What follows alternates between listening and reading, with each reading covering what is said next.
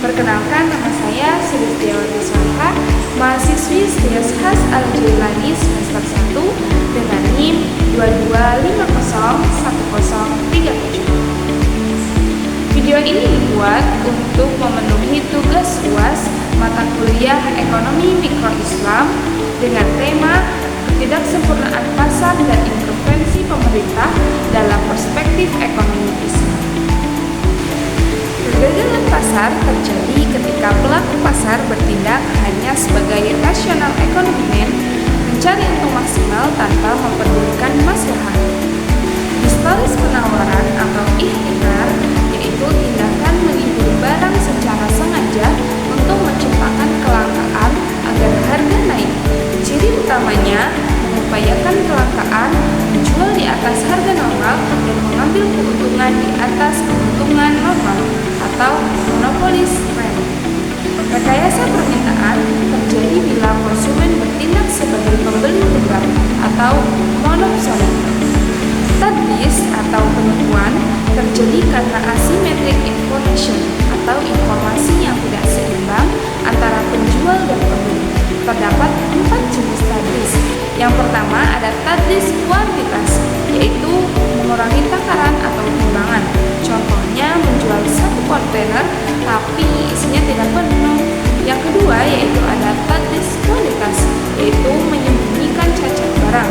Misalnya kasus lemons problem pada mobil bekas. Yang ketiga ada tadlis harga, menjual jauh di atas atau bawah harga pasar karena ketidaktahuan pihak lain. Misalnya mencegah pedagang luar kota sebelum tahu harga pasar atau telah dirubah. Yang keempat yaitu ada tadlis waktu, yaitu menjanjikan penyerahan barang pada waktu tertentu padahal tahu tidak bisa memenuhinya. Selanjutnya yaitu ada taghrir atau ketidakpastian atau gharar. Berbeda dengan tadlis satu pihak penipu, taghrir terjadi ketika ketidakpastian informasi dialami oleh kedua belah pihak. Yang pertama ada kuantitas, sistem ijon atau jual hasil panen yang belum tumbuh. Yang kedua ada kualitas, menjual anak hewan yang masih dalam kandungan.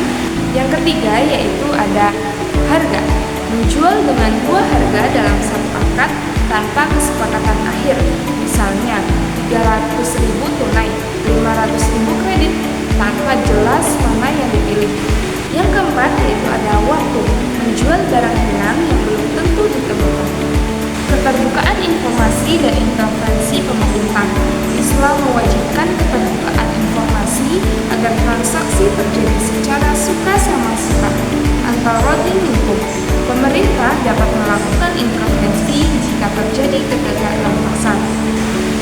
Yang pertama, regulasi harga yang adil diperbolehkan jika ada darurat seperti mencegah ikhtikar atau melindungi masyarakat dari eksploitasi. Ibnu Taimiyah menekankan harga harus adil bagi kedua belah pihak. Yang kedua ada intervensi pasar, menambah pasokan barang seperti Khalifah Umar mengimpor gandum saat kelangkaan atau menjamin kelancaran distribusi. Itu praktik manipulasi pasar, pump and dump, di mana pelaku menciptakan harga semua melalui rumor atau kolusi, lalu menjualnya saat harga tinggi yang merugikan investor umum. Terjadi juga pada kasus beras XYZ, terjadi penipuan kualitas, yaitu label gizi tidak sesuai isi laboratorium atau tadlis kualitas, dan praktik monopoli yang merusak persaingan usaha dengan membeli gabah petani di atas harga pemerintah untuk mematikan pesaing. Tipologi maslahah oriented economic man membahas bagaimana mentransformasi perilaku manusia ekonomi agar tidak hanya mengejar kepentingan pribadi, tetapi berorientasi pada kemaslahatan atau kebaikan bersama, dunia dan akhirat. Identifikasi yang pertama yaitu kelemahan tipologi. Identifikasi kelemahan tipologi non-maslahah. Sebelum melakukan perbaikan, kita perlu memahami kelemahan dari 3 tipologi manusia ekonomi lainnya. Yang pertama ada conventional economic man, manusia ekonomi konvensional. Ateistik atau materialistik tidak menjadikan akhirat sebagai pertimbangan dalam konsumsi, produksi, atau distribusi. Self-interest yang kuat, terlalu fokus pada kepentingan pribadi, self-centered, sehingga mengabaikan manfaat bagi orang lain. Individualistis, tidak adanya semangat distribusi dan kolaborasi. Dampak negatif munculnya praktik predatory pricing, perang harga untuk mematikan pesaing demi monopoli pasar. Yang kedua ada ascetic economy man, manusia ekonomi asketis atau zuhud keliru. Salah kaprah terhadap dunia, menganggap dunia tidak penting sehingga meninggalkan aktivitas ekonomi produktif dan hanya fokus pada ibadah ritual. Rendahnya produktivitas, menganggap mencari uang atau memproduksi barang halal bukan bagian dari agama. Konsumsi subsisten, hanya mengonsumsi untuk bertahan hidup sehingga tidak mendorong pertumbuhan ekonomi. Yang ketiga ada apathetic economy man, manusia ekonomi apatis. Ketiadaan motivasi, tidak memiliki semangat baik untuk dunia maupun akhirat. Ascetic economy man atau manusia ekonomi asketis atau zuhud keliru. Salah kaprah terhadap dunia, menganggap dunia tidak penting sehingga meninggalkan aktivitas ekonomi produktif dan hanya fokus pada ibadah ritual. Rendahnya produktivitas, menganggap mencari uang atau memproduksi barang halal bukan bagian dari agama. Konsumsi subsisten, hanya mengonsumsi untuk bertambah hidup sehingga tidak mendorong pertumbuhan ekonomi. Apathetic economic man, manusia ekonomi apatis. Ketiadaan motivasi, tidak memiliki semangat baik untuk dunia maupun akhirat. Mentalitas peminta-minta, tidak malu menjadi beban orang lain dan bergantung pada belas kasihan atau mengemis. Produktivitas nol, tidak ada keinginan untuk terlibat dalam kegiatan ekonomi sama sekali. Selanjutnya ada langkah perbaikan menuju masalah oriented economic man. Untuk menambah ketiga tipologi di atas, diperlukan langkah-langkah strategis. Strategi perbaikan untuk conventional economic man ada memperkuat orientasi akhirat, membangun kesadaran bahwa setiap tindakan ekonomi akan dipertanggungjawabkan di hadapan Tuhan. Selanjutnya, internalisasi paradigma maslahah, mengubah fokus dari apa untungnya bagi saya menjadi apa manfaatnya bagi sesama. Ada juga mengubah beban menjadi kebutuhan, memandang sikap berbagi dan menjaga lingkungan bukan sebagai biaya tambahan atau beban, melainkan kebutuhan hidup.